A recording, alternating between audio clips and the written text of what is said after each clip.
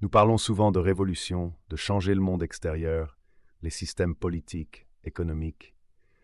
Mais combien de fois pensons-nous à la révolution intérieure?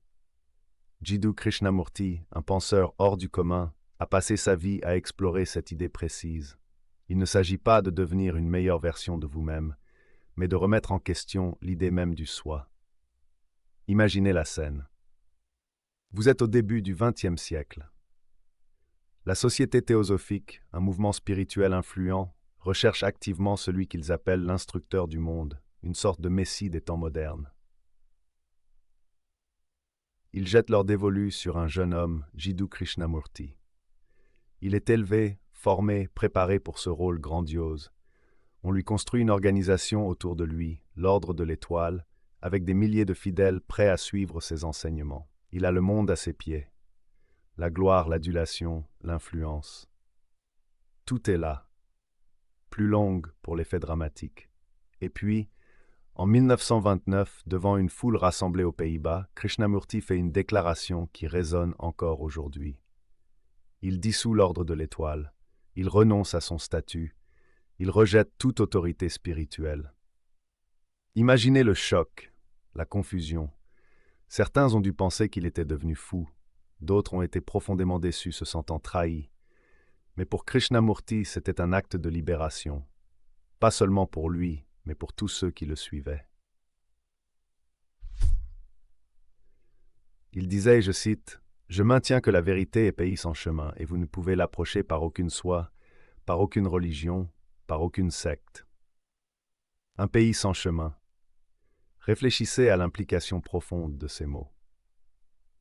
Il ne s'agit pas de suivre un système, un gourou, un ensemble de croyances. Il ne s'agit pas d'atteindre un état prédéfini, une illumination dictée par une autorité extérieure.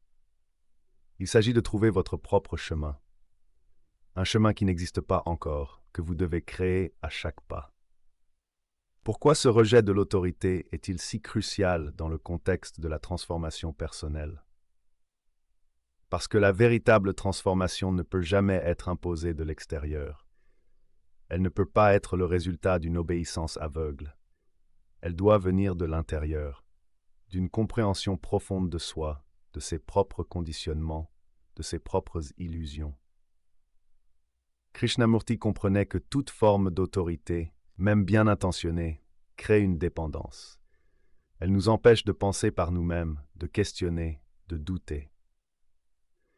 Elle nous maintient dans un état d'enfance spirituel où nous attendons que quelqu'un d'autre nous dise quoi faire, quoi croire, comment vivre. En rejetant son propre statut d'autorité, Krishnamurti nous a montré l'exemple. Il nous a dit en substance, ne me suivez pas, ne suivez personne, trouvez votre propre vérité. C'est un message radical, dérangeant peut-être, mais profondément libérateur. C'est l'invitation à un voyage intérieur, un voyage sans carte ni boussole, où la seule guide est notre propre conscience. C'est un appel au courage, le courage de se défaire de toutes les béquilles, de toutes les certitudes, pour se tenir debout, seul, face à l'inconnu. C'est le début de la véritable transformation personnelle. Krishnamurti parlait souvent de conditionnement. Mais qu'entendait-il exactement par ce terme? Il ne s'agit pas simplement de mauvaises habitudes, de choses que nous pourrions changer avec un peu de volonté. C'est beaucoup plus profond que cela. Le conditionnement, c'est la somme totale de nos expériences passées qui façonnent notre façon de penser, de ressentir, de réagir, de percevoir le monde. Imaginez un enfant qui grandit dans un environnement où la colère est constamment exprimée. Cet enfant, très probablement, intégrera cette colère comme une réponse normale aux frustrations. Ce n'est pas un choix conscient, c'est une programmation inconsciente. Et cette programmation va influencer ses relations, ses décisions, toute sa vie, à moins qu'il n'en prenne conscience. Et c'est là que le bas blesse. Nous sommes tous conditionnés par notre éducation, notre culture, notre religion, nos médias, nos relations, nos croyances les plus profondes, nos peurs les plus intimes, nos désirs les plus ardents. Tout cela est, en grande partie, le produit de notre conditionnement. pour souligner l'importance. Ce n'est pas une question de jugement. Krishnamurti ne disait pas que le conditionnement est mauvais, il disait qu'il est là, qu'il est un fait, et que si nous voulons nous transformer, si nous voulons être réellement libres, nous devons voir ce conditionnement, le reconnaître, l'observer en action. Pensez à vos propres réactions, face à une critique, à un échec, à une situation inattendue. Quelle est votre réaction automatique? Est-ce de la colère, de la peur, de la tristesse, de la fuite? Cette réaction, très probablement, n'est pas le fruit d'un choix conscient, mais d'un conditionnement. Krishnamurti utilisait souvent l'image de l'oignon. Nous sommes comme des oignons avec des couches et des couches de conditionnement. Chaque couche représente une expérience, une croyance, une peur. Et au centre, il y a. Pose laisser la question résonner. C'est ce que Krishnamurti nous invite à découvrir. Mais comment peler cet oignon? Comment devenir conscient de ces mécanismes qui opèrent la plupart du temps en dehors de notre conscience? La réponse, encore une fois, est l'observation. L'observation sans jugement. Il ne s'agit pas de se critiquer, de se blâmer pour notre conditionnement. Il s'agit simplement de voir, de devenir un observateur attentif de notre propre esprit, de nos propres émotions, de nos propres réactions, de remarquer les schémas répétitifs, les pensées automatiques, les émotions qui surgissent sans raison apparente. C'est un travail subtil qui demande patience et persévérance, parce que notre conditionnement est profondément enraciné. Il est comme un logiciel qui tourne en arrière-plan, influençant tout ce que nous faisons. Mais plus nous devenons conscients de ce logiciel, plus nous gagnons en liberté, plus nous sommes capables de le déprogrammer, de le réécrire. La prise de conscience du conditionnement n'est pas une fin en soi, c'est le début du voyage de transformation. C'est le moment où nous commençons à nous libérer des murs invisibles de notre prison intérieure. C'est le moment où nous commençons, enfin, à devenir réellement nous-mêmes. Nous avons vu comment le conditionnement façonne notre esprit, nos pensées, nos émotions. Mais Krishnamurti allait encore plus loin. Il affirmait que la pensée elle-même, en tant que processus, est un obstacle à la véritable transformation. Cela peut sembler contre-intuitif. Nous sommes habitués à valoriser la pensée, la logique, le raisonnement. C'est la base de la science, de la philosophie, de notre civilisation. Mais Krishnamurti nous invite à considérer la nature de la pensée. Qu'est-ce que penser, fondamentalement? C'est un mouvement du connu vers le connu. C'est un processus qui s'appuie sur la mémoire, sur l'expérience passée, sur les connaissances accumulées. La pensée peut analyser, comparer, déduire, mais elle ne peut jamais créer quelque chose de fondamentalement nouveau. Prenons un exemple simple. Vous essayez de résoudre un problème personnel, une relation difficile, une angoisse profonde. Vous y pensez, vous y réfléchissez, vous tournez le problème dans tous les sens. Vous analysez les causes, vous imaginez des solutions, vous anticipez les conséquences. Mais plus vous y pensez, plus vous restez souvent coincé dans le même cercle vicieux. Pourquoi? Parce que la pensée, par nature, est limitée. Elle est limitée par ce que vous savez déjà. Elle est limitée par vos préjugés, vos croyances, vos peurs. Elle est limitée par le passé. Krishnamurti ne disait pas que la pensée est inutile. Il disait qu'elle est un outil spécifique, utile pour des tâches spécifiques. Vous avez besoin de la pensée pour planifier vos vacances, pour construire une maison, pour résoudre une équation mathématique. Mais lorsqu'il s'agit de comprendre la nature de la réalité, de la souffrance, de l'amour, de la vie elle-même, la pensée devient un obstacle, longue pour inviter à la réflexion. Alors que propose Krishnamurti? Il propose d'aller au-delà de la pensée, non pas de la supprimer, non pas de devenir sans pensée, ce qui serait impossible, mais de transcender ses limitations. Comment? En cultivant ce qu'il appelait le silence. Ce n'est pas le silence extérieur, l'absence de bruit, c'est un silence intérieur. Un silence qui naît lorsque le bavardage incessant de l'esprit se calme. lorsque les jugements, les critiques, les comparaisons, les projections s'estompent. Imaginez un lac. Lorsque le vent souffle, la surface du lac est agitée, pleine de vagues. Vous ne pouvez pas voir clairement le fond. Mais lorsque le vent tombe, lorsque la surface devient calme, lisse comme un miroir, alors vous pouvez voir la profondeur, la clarté. Le silence intérieur, c'est cela. C'est un état de présence totale, d'attention pure, où l'esprit n'est plus encombré par le passé ou le futur. C'est un espace de réceptivité, où quelque chose de nouveau, de frais, peut émerger.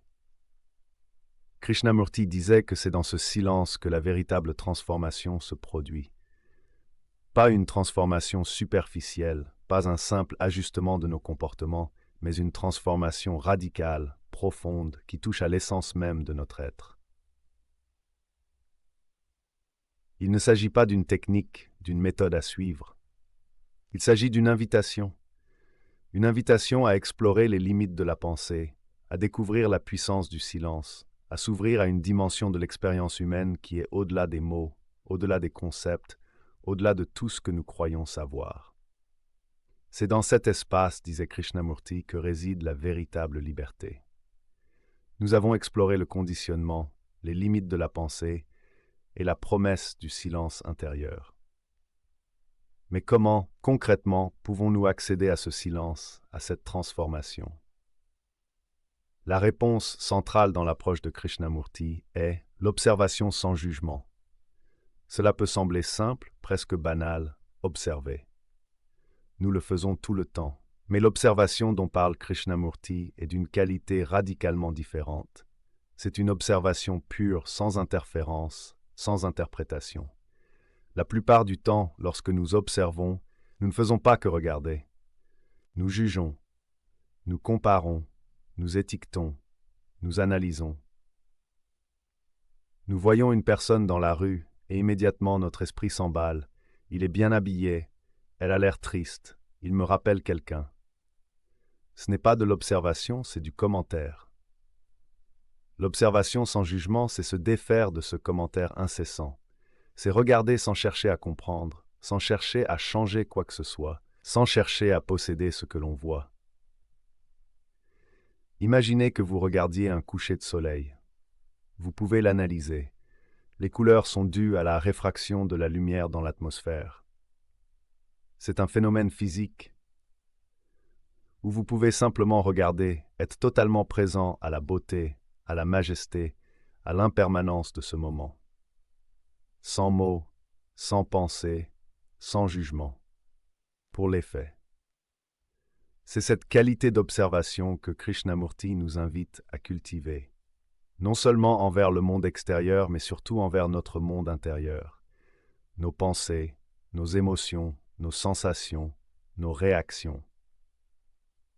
C'est là que cela devient difficile. Parce que nous sommes tellement habitués à nous identifier à nos pensées et à nos émotions. Nous sommes notre colère, nous sommes notre tristesse, nous sommes nos peurs. Et lorsque nous nous identifions, nous ne pouvons pas observer. Nous sommes pris dans le tourbillon. L'observation sans jugement, c'est créer une distance entre l'observateur et l'observé. C'est pas une distance froide, détachée.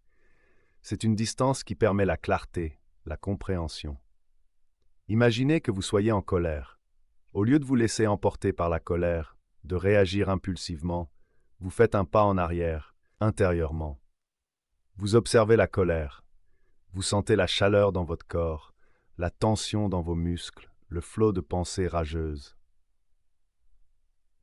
Mais vous ne vous jugez pas pour être en colère.